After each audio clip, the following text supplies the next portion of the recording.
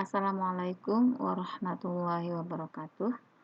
Baiklah anak-anak, Ibu akan melanjutkan materi kaidah khos yang sebelumnya sudah Ibu jelaskan.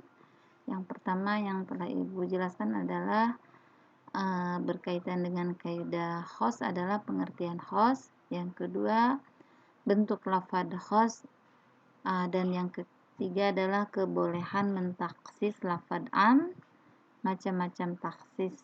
Nah, yang akan Ibu jelaskan pada video ini adalah kebolehan mentaksis lafadz am dan macam-macam taksis. Oke, kita lanjut. Macam-macam taksis. Taksis itu adalah menghususkan. Di sini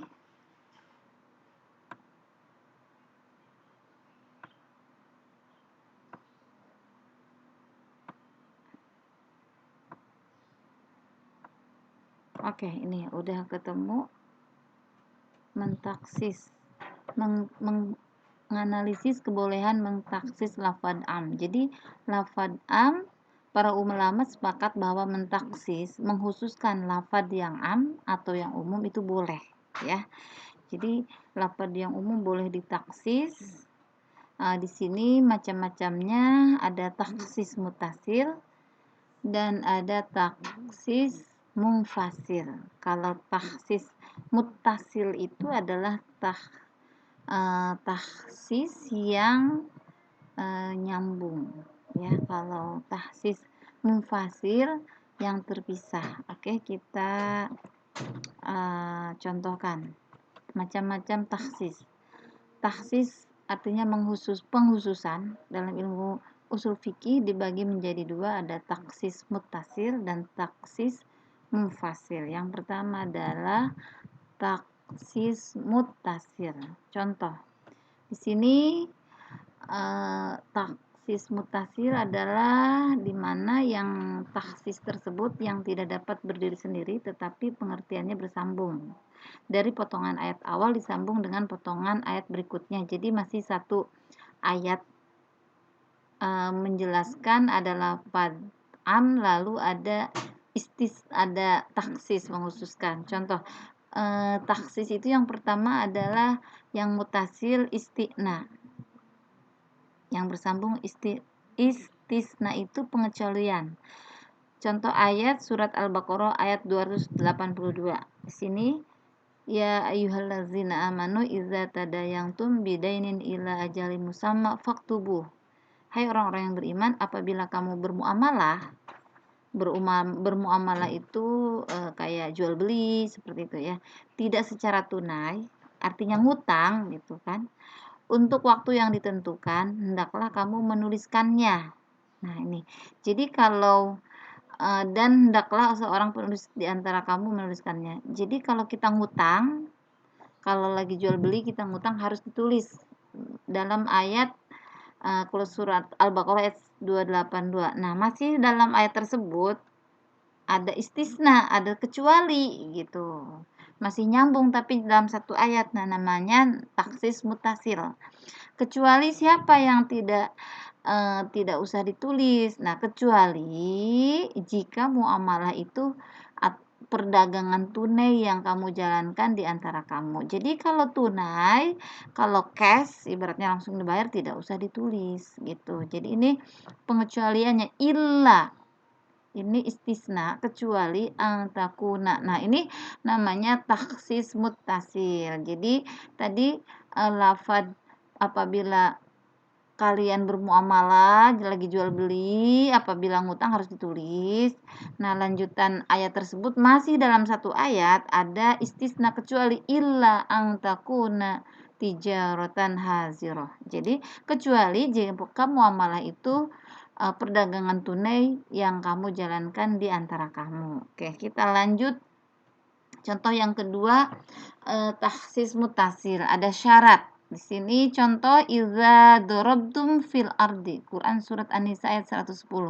Masih ayat 110 juga nyambung di sini. Jadi ada syarat.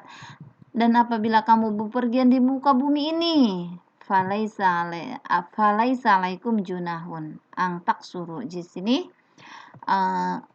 Maka tidaklah mengapa kamu mengqashar sembahyangmu, sholatmu. Jadi boleh mengqashar sholat dengan syarat di perjalanan itu. Jadi pengkhususan yang sedang di perjalanan boleh mengqashar sholat, itu namanya takhsis muttasil, pengecualian mengkhususkan kepada yang di perjalanan boleh mengqashar sholat, tapi ayat ini nyambung, masih dalam satu ayat. Itu namanya takhsis muttasil. Lanjut yang ketiga, takhsis muttasil yang makna sifat. Quran surat An-Nisa ayat 23 di sini, hurrimat alaikum ummahatukum al-ayah, diharamkan atas kamu mengawini ibu-ibumu, anak-anakmu yang perempuan, dan lanjutan ayatnya ya banyak di sini yang haram untuk dinikahi. Nah, masih dalam ayat tersebut sambungan ayatnya adalah min nisaikumul lati dakhaltum bihinna. Dari istri yang telah kamu campuri. Di sini ada ibu-ibu istrimu, mertua ya, anak-anak istrimu yang dalam pemeliharaanmu. Di sini ada lanjutan ayatnya, ada namanya pengkhususan dari istri yang telah kamu campuri. Jadi namanya ibu, ibaratnya ibu mertua, terus anak tiri gitu. Apabila istri kamu itu setelah dicampuri, nah dari istri yang telah kamu campuri ya haram untuk dinikahi, intinya seperti itu ya. Oke, yang keempat goyah. Goyah itu hingga batas waktu atau tempat. Jadi sampai batas waktu atau tempat. Contoh misalnya ayat surat Al-Maidah ayat 5. Ya, di sini yang artinya, hai orang-orang yang beriman, apabila kamu hendak mengerjakan sholat, maka basuhlah mukamu dan tanganmu. Intinya disuruh wudhu ya. Sholat itu kan berarti apabila kamu hendak mengerjakan sholat, menunjukkan waktu sholat. Apabila kamu sholat pada waktu sholat, berarti harus berwudu dulu di sini ya. Ini masih nyambung satu ayat. Ya ayyuhallazina amanu, wahai orang yang beriman, perintahnya kepada orang yang beriman. Idza kuntum ila sholati, apabila kamu ingin melaksanakan sholat, maka fagsilu wujuhakum, basuhlah mukamu. Ini menandakan kita harus berwudu dulu. Yang kelima adalah badal ba'du minkul, artinya pengganti dari sebagian, seperti firman Allah, tetap masih mutasil, itu masih nyambung ya, masih dalam satu ayat. Walillahi 'alan nasi hijjul baiti man istata'a ilaihi sabila. Di sini pengganti dari sebagian, seperti dari firman Allah tadi, mengerjakan haji adalah kewajiban manusia terhadap Allah. Yaitu untuk siapa? Yaitu orang yang sanggup mengadakan perjalanan ke Baitullah. Artinya haji itu wajib bagi siapa? Bagi orang yang mampu. Ini dikhususkan. Walaupun Allah menyuruhkan kepada manusia untuk berhaji, ternyata ada khusus lagi. Ada tahsis. Tahsisnya di sini karena masih satu ayat, namanya takhsis mutasil bagi orang yang mampu untuk melaksanakan haji, baik di perjalanan, baik materinya, seperti itu. Lanjut, yang kedua adalah takhsis munfasil, artinya terpisah. Terpisah di sini yang dapat berdiri sendiri, pengertian ayat atau hadis satu akan ditaksis oleh ayat lain atau hadis lain. Jadi gini, kalau ayat satu masih umum, bisa ditaksis ke ayat yang lain atau bisa ditaksis ke hadis. Begitupun misalnya hadis ditaksis oleh hadis, bisa ayat Al-Quran ditaksis oleh ayat Al-Quran lain, ayat Al-Quran ditaksis oleh hadis. Ini namanya taksis munfasil. Jadi ditaksis, dikhususkannya terpisah. Oke, kita contohkan Al-Quran ditaksis oleh Al-Quran sendiri. Jadi ayat Al-Quran yang satu nanti ditaksis lagi oleh ayat Al-Quran yang lain. Bisa beda ayat, bisa beda surat. Contohnya surat Al-Baqarah ayat 228. wal mutallaqatu yatarabbasna bi anfusihinna thalatha qur'in. Di sini wanita-wanita yang hendak ditalak hendaklah menahan diri menunggu 3 kali quru. Ini masih umum, wanita-wanitanya masih umum.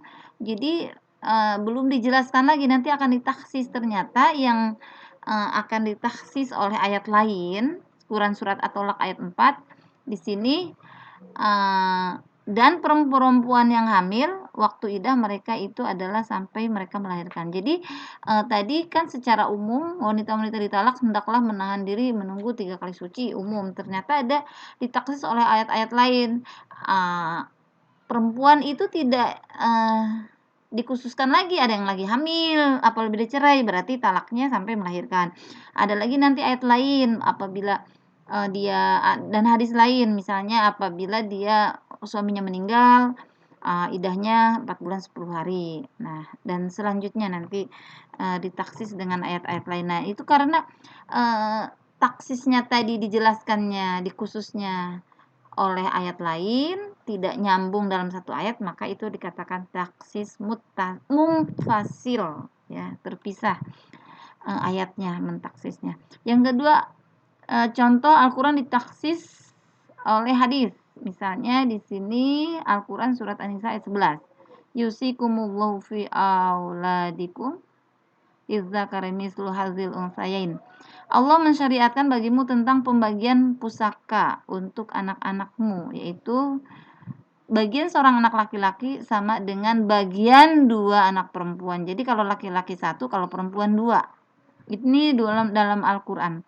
Ternyata ditaksis dalam hadis bahwa walaupun laki-laki dapat 1, perempuan dapat separuh gitu. Jadi bandingannya 1 laki-laki dengan 2 perempuan. Ternyata di hadis lain la yurithul qatilu minal maqtuli syai'an. Orang yang membunuh tidak berhak mendapat warisan dari orang yang terbunuh. Walaupun dia adik kakak, apabila orang tuanya dibunuh oleh dia, maka dia tidak mendapatkan harta tadi. Misalnya yang bunuhnya laki-laki tidak mendapatkan 1 gitu. Karena dia tidak memenuhi syarat untuk menerima harta waris. Dia adalah seorang pembunuh.